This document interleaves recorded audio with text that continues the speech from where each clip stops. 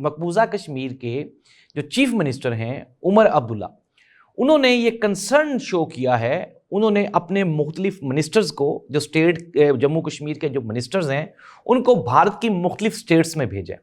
और उन्होंने मकबूजा कश्मीर के शहरियों को, जो कि भारत के मुख्तलिफ शहरों में या मुख्तलिफ स्टेट्स में रहते हैं, उनको ख़बरदार किया है, खुसूसन जो स्टूडेंट्स हैं मकबूजा जम्मू एंड कश्मीर के, जो दिल्ली में हैं, जो आगरा में हैं, जो दूसरे और स्टेट्स में हैं, वो वहाँ पे उन्होंने उनको एक थ्रेट जारी किया है और उनको कहा है कि आप अपने आप को महफूज रखें,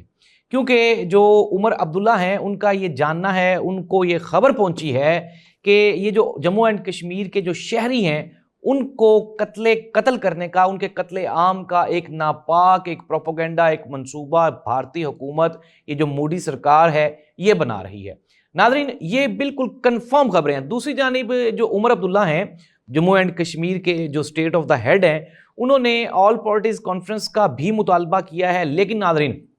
मैं आपको एक ब्रेकिंग न्यूज़ दे रहा हूँ। खबर ये है कि नरेंद्र मोदी ने एक तो अभी तक जो ऑल पार्टीज कॉन्फ्रेंस है उसमें शमूलियत का फैसला नहीं किया।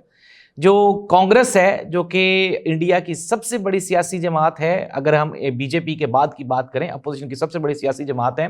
उनके जो प्रेसिडेंट हैं, जो खारजी उनके प्रेसिडेंट हैं मलिक अर्जुन खारजी, उन्होंने कहा कि मोदी साहब की जो सीरियसनेस है